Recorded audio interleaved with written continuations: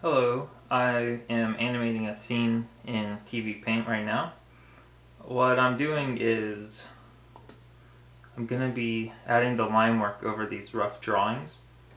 So there's about 32 drawings here, and it's just a cycle of this ghost roller skating. It's just a loop. But I thought while I'm spending all my time doing animation, I might as well film some of it. I don't really keep track of how much time things take. When I'm drawing, I get in a flow state to where time is completely irrelevant, and I find that if I fixate too much on how long something is taking, I'll get depressed and feel like it should be going a lot quicker, and then I make more mistakes because my mind is out of the flow state, it's out of the zone. It's what athletes and artists, when they talk about getting in the zone, they are finding intrinsic value in what they're doing. They aren't thinking of external rewards or whether or not something's going to succeed or fail. They are just completely immersed in the present moment, doing whatever they're doing and not even thinking about it. So right now this is sort of challenging to simultaneously talk and draw. I'm basically just relying on muscle memory, but talking while tracing over these rough drawings is more doable than if I were to talk about things while simultaneously thinking about what I'm drawing. That's what these rough drawings are. This thing that's drawn in green, I had to think about the movements and how the feet relate to the body and how each drawing relates to the next. That's the main thing about animation, isn't any one drawing looking good, but how do all the drawings work together to create this sense of movement and life in a character. So that is the biggest trick. That's the part that takes the most concentration. So I was sort of inspired to do this drawing and talking experiment by artists like Happy D Artist, where she does a drawing and chat thing where she answers questions while doing an oil painting. So I was sort of like, thought I would when I try that. Oh yeah, and that speaking of questions, I'm gonna do a Q&A again sometime soon.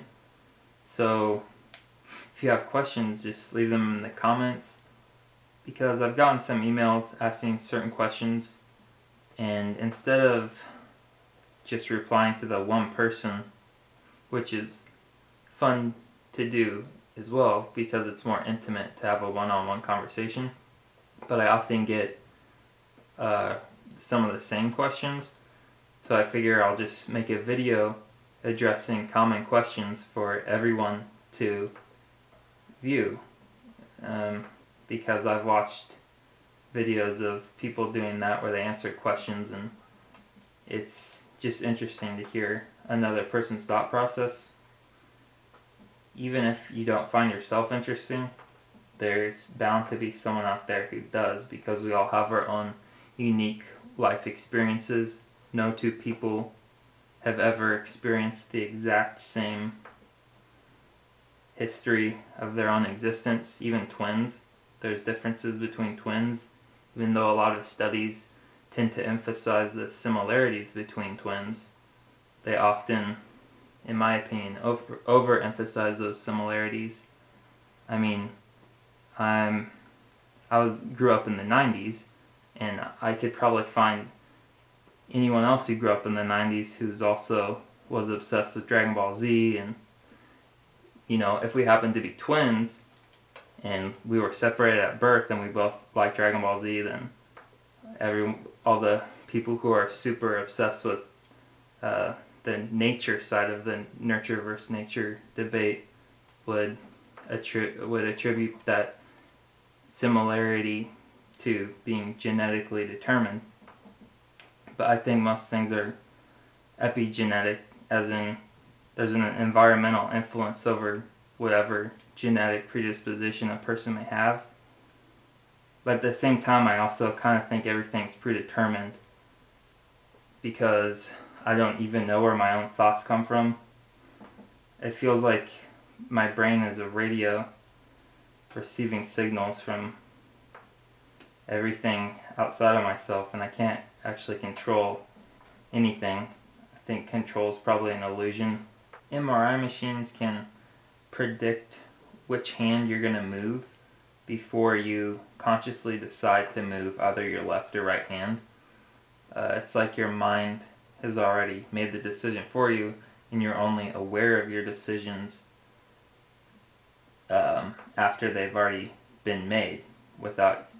It's like you're not even the author of your own thoughts, in a way. But that's, I don't know why I was talking about that. This is just how my mind works when I'm drawing. I have a ton of totally random thoughts that are completely unrelated to what I'm doing. But at the same time, it's like my eyes and my hand are functioning in a different reality. It's almost as if your eyes have their own sense of logic, and the brain is just thinking about unrelated stuff. Your eyes are really close to your brain. When you look at someone's eyes, it's like looking into their soul, because you can see so much emotion just from a person's eyes. I think maybe that's why eye contact is really disturbing for some people. I'm trying to get better at making sure I look at people when I talk to them. But you don't want to look at them too long, because that might be creepy. So anyways, oh man, this is an interesting challenge to do what I'm doing. But yeah, so basically this whole animation chat thing, I make animation all the time. I love doing it. It's really hard, but I love it. I just love making stuff. It's all I think about. I just think about making stuff all the time. And when I'm not making stuff, I'm thinking about making stuff. And I have anxiety when I'm stop making stuff. So making stuff takes up all my time, and I often don't have time to do YouTube videos. YouTube is sort of an afterthought. So I figured, what if I combined making a YouTube video with making stuff? So I'm making my animation and filming it while talking. And in this future videos like this, I'd like to answer questions, like I said before. So if you have questions, please ask them. That way I'm not just rambling random thoughts from who knows where they're coming from. I'd rather have a conversation than just whatever I'm doing now. Well, I mean, it's technically not a conversation to answer your questions over the internet, but it feels, it is a layer of connection with other people. It's a conversation that isn't happening in real time. So another reason I'm doing this experiment of animating while talking and filming is the YouTube algorithm favors consistency and watch time. And this is fairly easy to do, to accomplish both of those things. Just making a 3-minute animation takes 300 hours. So it's not feasible to rely solely on making animations for YouTube's algorithm, which I'm not making stuff for the algorithm. What I'm doing is I'm just repurposing what I'm doing to kill two birds with one stone. So yeah, I'm drawing this little ghost here. Shit.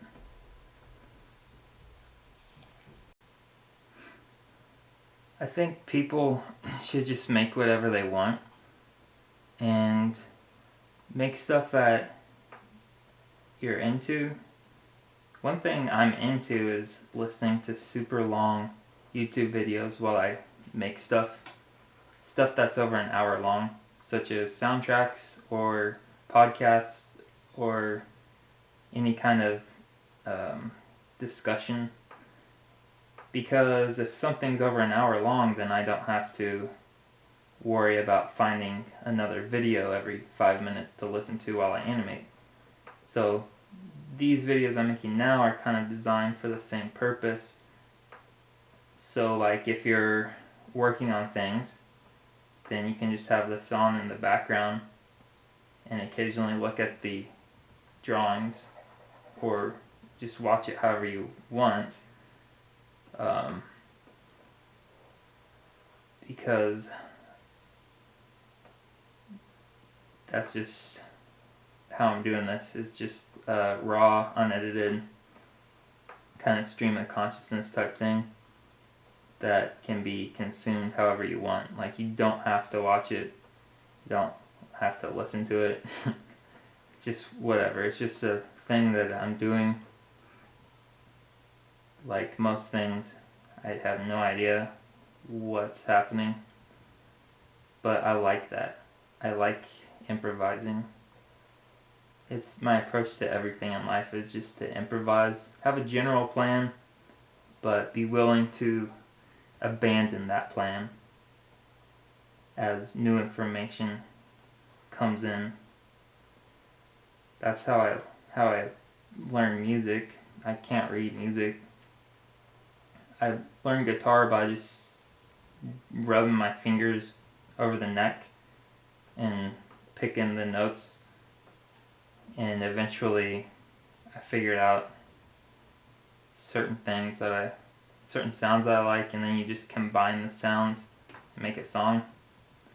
That's the same thing with drawing. All drawing is you just start with one line, then you add some more lines, and then stuff happens. It seems like stuff just falls into place. It's the same thing with talking. Just start with one word, and then you say some more words, and then you have a sentence. It's so weird. But this is how social life goes on. One person says something, then the other person says something, and sometimes people laugh, and I don't know why. And then sometimes you do know why, because everyone has their own little lingo and sense of humor and things that offend them, or it's just interesting how we're all just operating with our own little distinct inner fictions. You know, whatever reality is it's like reality is the baseline of everything. It's what everything's sitting on. But each person doesn't interpret reality 100% accurately. We all have our own little fictions and false memories and ways of interpreting the same events. So the trick is to just figure out how to be cognizant of those differences, and to not demonize everyone who might have a different interpretation. But also, don't be so open-minded that your brains fall out, in the words of that one magician who I'm totally blanking out on. It is difficult to talk and draw at the same time, because two different modes of brain function. So I feel like my limited attention, this limited resources, being taxed by my need to draw something that doesn't suck and the pressure to continuously vomit out words for the sake of this video. That's why what I'm doing right now is not too hard, because it's just tracing stuff. But if I had questions or like an actual theme of something to talk about, then that would be good. I don't know how long this video has been going on. It feels like it's been going on forever. I want to try to shoot for doing this as maybe an hour as a challenge, because I'm always thinking about stuff, but I'm not always talking about stuff. And I think it's a lot harder to talk about stuff than to think about stuff. When you're thinking, there's no lag. It's immediate.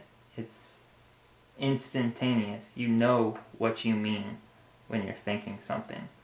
But the moment you have to translate that thought into language, you have to take into consideration how other people will interpret that thought. You need to meet people where they're at and make your thought make sense to them at some level. Like I said before, everyone has their own inner reality. We all have our own way of interpreting things, so no two people ever interpret the same word in exactly the same way. Even something like tree, some concrete noun, this thing that you can point to and look at, and everyone agrees that yes, this is a tree. But if you say tree to a group of people, that inner image of the tree is going to be vastly different from one person. One person's interpretation of what a tree is will be slightly different than another's. But then when you get into abstract language, something that has no physical reference to point to, such as the concept of love or trust, then it's a lot more based on a person's individual experiences with what they think those words mean. You know, love isn't like dog. A dog you can hold, you can pet. It's open to your sensory input. But love, you can't point to any object in this world and say this is what love is. It's more nuanced than dog. Well, I don't know why I'm talking about this. It's interesting. I guess I should focus more on what I'm drawing.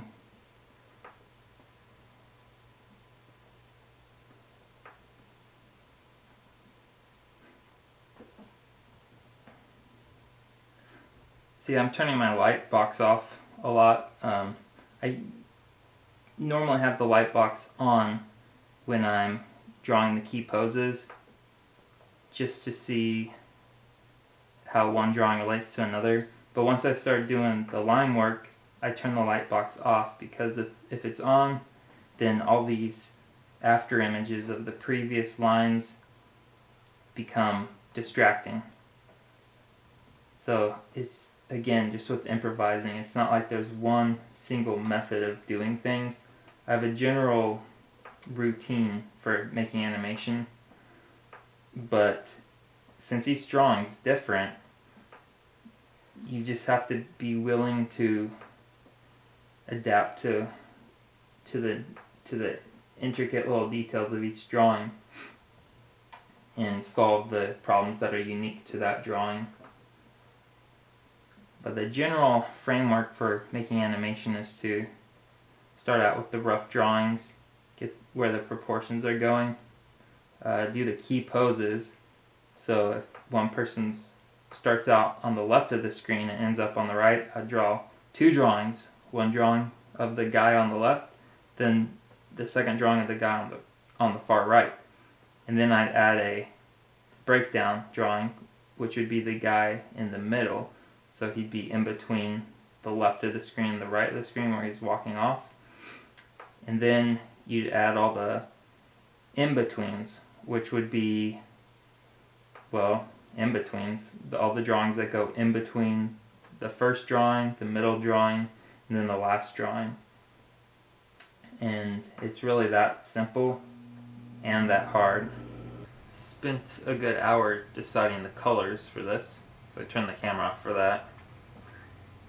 And I'm going to make a loop of a bunch of these little ghost guys in various colors.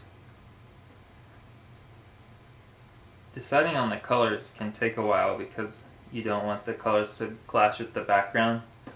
What I have right now is a temporary background that is more or less the color scheme of what I'll be using for this scene. So I'm just filling in the colors with the paint tool. When I used to draw everything by hand on paper, coloring stuff with colored pencils or markers took probably longer than the animation itself. So this is super convenient way to color stuff. There is a certain charm to the texture of hand colored or hand painted cells, and I try to emulate those qualities as much as I can. But there's also vibrant and crisp colors that you can get with digital art that you can't seem to get in the real world. So I like both. I don't think either style is inherently better or worse. Just depends on what you're going for. So now, this is a technique I learned recently on TVPaint that really speeds up coloring. If you have a big area like this ghost body, I'll color it once and then hold down the shift key and highlight all these drawings at the bottom. Or I'm sorry, forget the shift key. What you do is you highlight all the drawings at the bottom, then push enter, and it automatically fills in the area that you initially colored. So the color bled through a couple of these because I might have some gaps in my lines, so I'll have to come up here to this layer of the drawing and fill in anywhere where I saw a gap. You'll see this animation in a music video I'm working on for Nick Hakim. This little ghost is part of a tribe of other eccentric roller skaters. The song's called Roller Skates, so that's sort of the theme I'm going for. It's just different ways that characters will be roller skating. Some will be a little goofier, some will be cool, some will be competent skaters, others will be April Fools. And I just thought this whole animation chat thing could be interesting, not just for other people to see, but also for myself as a sort of production diary, because I always forget like what exactly goes into a project, because I'm normally just completely in the zone, and it's like a different reality, an alternate reality. So kind of keeping some kind of track of what's going on could be interesting to go back and look at and have this record of part of my process just for myself to see what I was doing to do a certain scene. And I normally remember, but who knows what kind of stuff I forget. So hopefully this will add value to people who are interested in animation or just hearing random thoughts in general, and it'll also add value to my own work process. The goal is that it will be a win for everyone.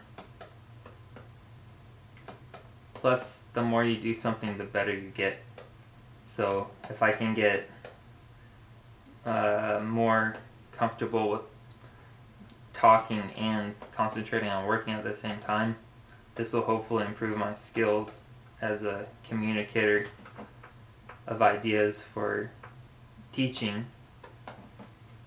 and I can apply those skills to making better animation tutorials, which is something I've been wanting to do for a long time, because I think animation, it's not as complicated as most people assume it is. The thing that's hard about it is it takes grit and hard work and patience, just like any skill. If you want to get good at violin, you have to practice for 5 years. Like, most people give up before they've invested those first 500 hours to get somewhat competent at anything. So the main trick is just to not give up, and also just to take things one step at a time. So in this scene, I wasn't animating full pictures all at once. I started out with rough drawings that I drew in green to determine how fast the movement would be and the way the character's joints would be bending and the expressions of the face. And then once that's done, I go over that layer with line work, and that's a different sort of thought process, because now I'm just focusing on the quality of the line. And then the final step is to color the character, which is very easy, because once you've decided the colors, then all you have to do is just click where the colors go, and that's pretty mindless. I would be okay with hiring someone to do that if I was working on a team. I mean, if I had money to pay someone. But I also just enjoy the whole process. I want to do everything. It's partly a need to control what I'm making, but also I just enjoy the act of making something out of random things floating around in my head. It's just like the best feeling ever. I'm not really happy when I'm doing this. It's more fulfilled. I don't really give a damn about being happy. Alright, so I'm gonna finish coloring this. Again, if you have any questions, then you can ask those questions and I'll answer them in the next thing. So thanks a lot for watching, and I'll see you later.